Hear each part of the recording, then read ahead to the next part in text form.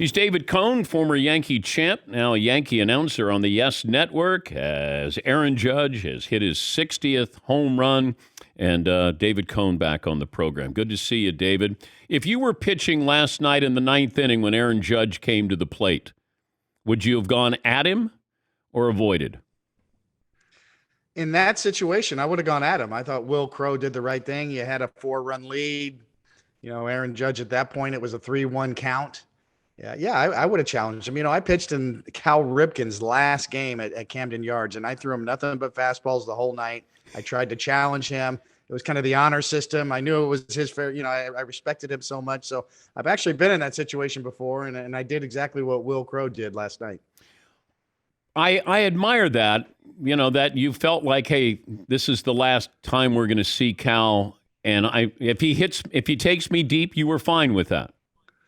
I was fine with it. It was a meaningless game, and it was his last game. And I had such enormous respect for how he went about it. And I think that's part of the reason why you see opposing pitchers respect Aaron Judge so much, because the way he acts, the way he carries himself. He hit the 60th home run, set his bat down quietly, ran around the bases as if it was like any other home run. And I think that really resonates with opposing pitchers. And I've heard that around the league about how much respect that Aaron Judge garners because just the way he carries himself, similar to the way Cal Ripken carried himself. How would you pitch to Aaron Judge? He has really changed, Dan, this year. I mean, he's really made great improvements on not chasing as many breaking balls. You used to try to get him to chase sliders off the plate, right and left, one after another. Eventually, you'd get him to chase. He's not doing that anymore. When guys stop chasing fastballs and slow stuff away, then they're usually susceptible with fastballs up and in. He's hitting those pitches as well this year. So there's really no one place to go and get him out this year. I think that's why he's on the verge of a triple crown in the American League this year. Yeah, and I think that's important. His batting eye, and he's 30 years of age. So that to me is what's interesting, that he is making himself better, learning to be a better player at age 30. That doesn't normally happen at that age. No, he doesn't. He's got a setup. He's got sort of his own program, his own hitting style, his own swing that he owns. But he also has these high-speed pitching machines at Yankee Stadium in the bowels of the stadium. If you walk through the bowels of Yankee Stadium, you'll see a sort of a batting cage set up for Aaron Judge, and it's a high-speed pitching machine that throws 100-mile-an-hour sliders. It can make it break at that high velocity, and he'll go up there in between innings, and he'll just track really fast sliders, high-spin sliders. And he's trained his eye to sort of see that, so that when he's in the game and he sees a 90-mile-an-hour slider, it's like taking the donut off the bat. It's like, oh, yeah, I track it. I see it now. Who do you consider the single-season home run champ? Wow. There's an asterisk. It's still Barry Bonds, but you have to put an asterisk around the steroid era. I'm not saying we don't acknowledge them. I'm not trying to be judgmental and holier than thou with my attitude, but I do think we need to acknowledge the elephant in the room that these guys probably were enhanced. They probably did use performance-enhancing drugs, even though we don't have definitive proof. We certainly know pretty well, that Barry Bonds did and Mark McGwire did. So you have to put an asterisk around that era. So who is the real one? That's the great debate. That's what makes this so interesting. That so a lot of people think it's right now. What Aaron Judge is doing is the real home run chase. And Aaron Judge himself, who grew up in the San Francisco area, still credits Barry Bonds. He said, "I was a kid watching Barry Bonds flip him into the bay at San Francisco." So, he considers Barry Bonds the real home run champ. So, yeah, that's what makes baseball so great. We can debate these generational type things more than any other sport. Yeah, but I didn't have to be on the mound facing these guys. You did. What's that like, knowing that guy, in my mind, is using performance-enhancing drugs, and you have to pitch to him? It was the lines were blurred back then in the 90s. I mean, with the benefit of hindsight, now I can look back and say, hey, wait a minute. I want my pitching numbers adjusted. I pitched at a different era here. Wait, my ERA was better than it really, really was. Well, that's why I look at what Pedro Martinez did, Coney. I mean, Pedro that's in the American League, in the steroid era, in the heart of it. And Pedro is dealing.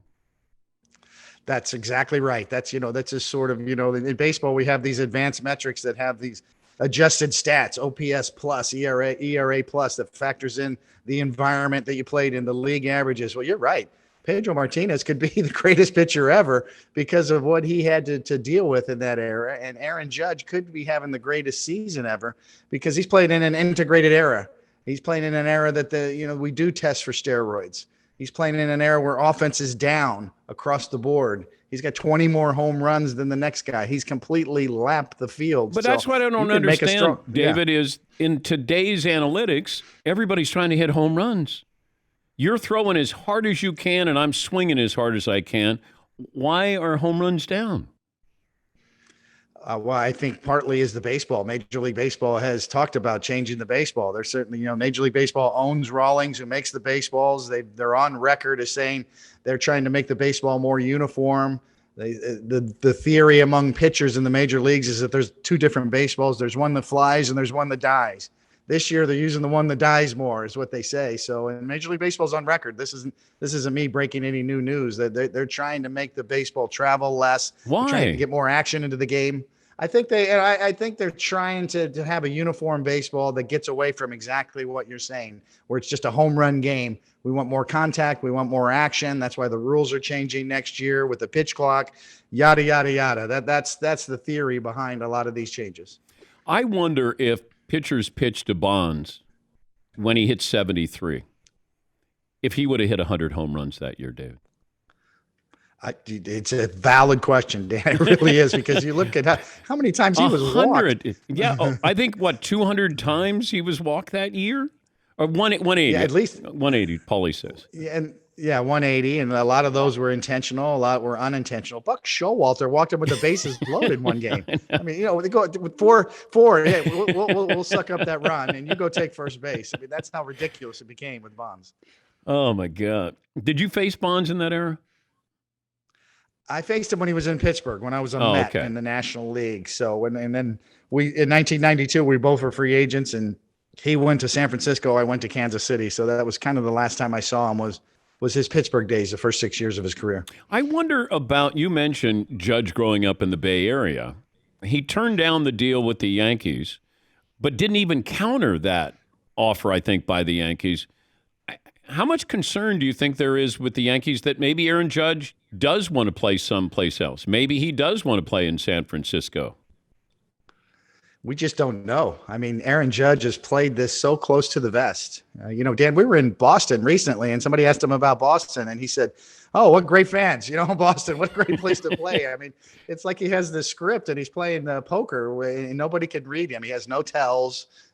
We don't know what he really thinks. We don't know how important his home is to him, where he grew up. We don't even know if the Giants are going to be in play, even though we think they might be, if they're going to spend that kind of money. Yeah. So, I mean, he's got one shot at this. Aaron Judge is 30 years old. He's got one shot at being a free agent and actually finding out what other offers will be. And I think he's so close. That's what he wants to get to. He wants to find out, is there another owner out there? Is there a couple of owners out there that are going to really push the system? And that's the only true way you can find out what your market value is. But I wonder about that. Pujols was 31 when the Cardinals let him go. They got a Hall of Fame career from Pujols, and it was the right decision. Judge is going to be 31 starting this next season. Would you sign him to a 10-year deal? Well, yeah, here's where the rubber meets the road. The reason there are 10-year deals out there is because the owners themselves want to spread out those costs because of the luxury tax. They could theoretically pay Aaron Judge what he's worth. What is the top of the payroll right now? Max Scherzer makes in the mid-40s. Okay, give Aaron Judge a 6-year deal then for $50 million a year, rather than try to do the 10-year deal for $35 or $40 million a year. It's the owners who want to spread out those costs and avoid the luxury tax. So, it's hard to blame the players for that. It's hard to say, well, we can't give him 10 years because he'll be 38. Well, you don't have to. You could pay him top dollar or go way above and beyond for 5 years and pay him more than anybody else in the history of the game, because he's doing something else that nobody else in the history of the game is doing this year. So he certainly proved his worth. We're talking to David Cohn. He is announcer for the Yankees on the Yes Network, and, of course, a former great pitcher, World Series champ. Why didn't the Yankees bunt on Curt Schilling? in Game 6 in '04 coming? I heard you say that before. It is so good that you say that, and it brought back the memories to me of watching that series and thinking the same exact damn thing.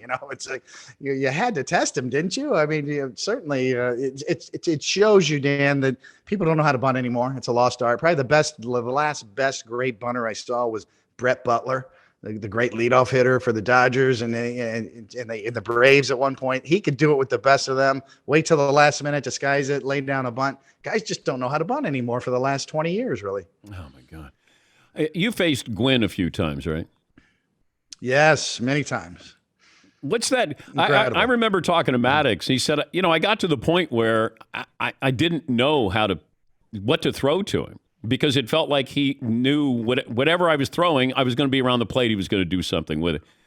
Like, they don't have batting eyes like that. And you don't get paid to hit for, 360, 370. I mean, do you think we're ever getting back to that where, you got Boggs and, Carew and Ichiro and these guys, Brett, that it meant something to bat that high? Because the analytics, they're not going to favor you when it comes to making money. I think you're dead on once again. The ironic part is Theo Epstein, who's one of the most progressive thinkers in the last 20 years, is now out of baseball and on the management side, trying to sort of disassemble everything he created and create new rules that kind of get more action in the game, exactly to the heart of the matter of what you're talking about. We need more contact. We need more action. We need more base running. We need more doubles and triples.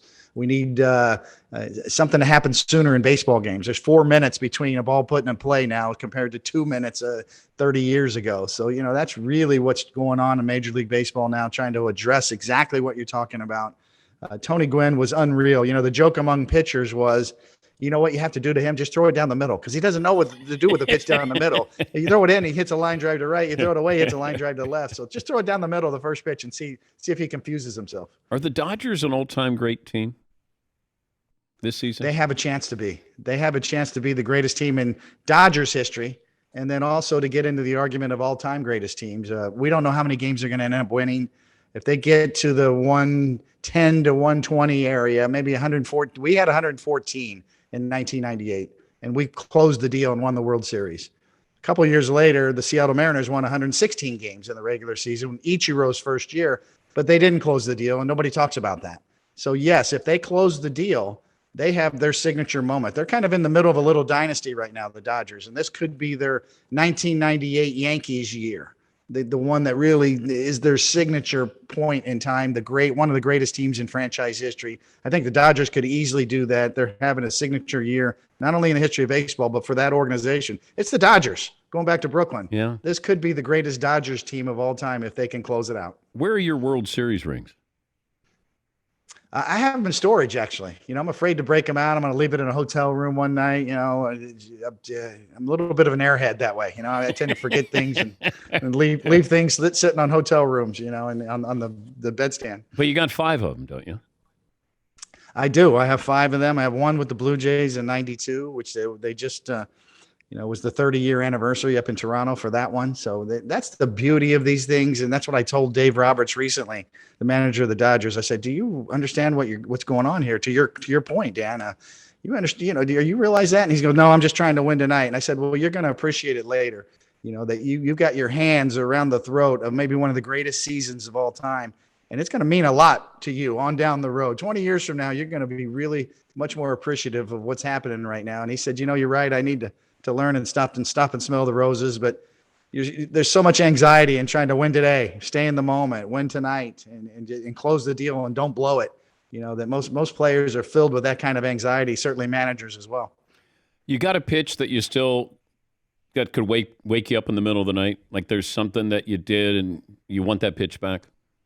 Yes, there's a few of them. Ken Griffey Jr. hit a couple of upper deck rockets off of me in game 5. What's that sound like? Game that 5, 1995. What's that sound like? 7:03 at night. What's it sound like when you give up a home run of that magnitude? Oh, it's that's what wakes me up. Is the sound. Jim Thome hit an upper deck rocket grand slam off of me in Game 6 of, of the playoffs in the LCS one year at Yankee Stadium, and the sound was scary. I flinched on the mound. It was so loud. It was like a gunshot, like only Jim Thome could hit them. And the old Yankee Stadium and the true upper deck shots that were majestic halfway up. So yeah, that's the sound I remember off of Jim Thome's bat. Maddox told me it sounded like a car crash whenever and he always wanted to give up a home run that went really, really far. He said, I hated if it just squeaked over the wall. If you hit it 316, that made me mad. If you hit a bomb, okay, give me the ball. Let me go. Let me get it. Not that Maddox gave up, that many home runs. Is he the best pitcher of all time? It feels like Maddox is underrated. It feels like Maddox is underrated, David. Absolutely. The best combination of movement and control that I've ever seen. The best craftsman of all time. A guy who was, what do you weigh? 165 pounds, He's up there on the mound. Yeah. Never missed a start. Never even had probably a sore arm. Took the ball over 700 games started in the big leagues. As long as he pitched. Just flipping little sinkers on the black out there and just change up slower than slow and just messing with hitters and laughing and smirking on the mound. You betcha he was the best craftsman of all time. Okay, you're the manager. Game 7, any pitcher you want. You can't pick you. And you were 8-3, I think, in your career in the postseason. So, who are you sending out there in the last 50 years? Who's pitching Game 7 for you? Randy Johnson. Because I think he just neutralizes left-handed batters so much. Left-handed batters. You remember John Kruk turning around hitting right-handed against him in the All-Star game? Paul O'Neill for the Yankees wanted no part of Randy Johnson. So I think just that in and of itself, that if you're a left-handed batter in any lineup, and most great lineups have pretty good left-handed batters, generally speaking, Randy Johnson just owns those guys. So you can take that part out of the equation. He threw 100 miles an hour plus with a slider that was a razor blade, buzzsaw slider. I'm taking Randy Johnson. Great Not to mention he's 6'11" on the mound and kind of ugly too. He's kind of scary looking. So. Did you face him? I never faced him. I mean, I was in the American League, so I never got to bat against him. I certainly faced him and watched him mow through our lineups. And that old King Dome too. The lighting wasn't good. It's kind of fuzzy in the King Dome. That was the first time. There's a term called fuzz. You're throwing fuzz. Randy Johnson threw fuzz. The ball looked like it had fuzz coming off it. It was blurry because he threw so hard. I love that. Taking Randy Johnson. Yeah, throwing fuzz. That means you're throwing pretty hard. Yes, it's blurry. But did you throw fuzz? Not like Randy Johnson. No, I was known for spin, spinning it, dropping down, changing arm angles. I tried to be like Louis Tiant. I was 12 years old in 1975 in the World Series, and I fell in love with Louis Tiant pitching for the Red Sox at Fenway Park. And I was out in the backyard after every game playing wiffle ball, trying to be Louis Tiant. So that was my guy. I tried to be like Louis. Good to talk to you again, David. Thanks for joining us, and enjoy the ride there this season. My pleasure, Dan. Always good to be on with you. That's David Cohn. He won 5 World Series, and he was I forgot he was in Toronto, and because Toronto won back-to-back with Cito Gaston.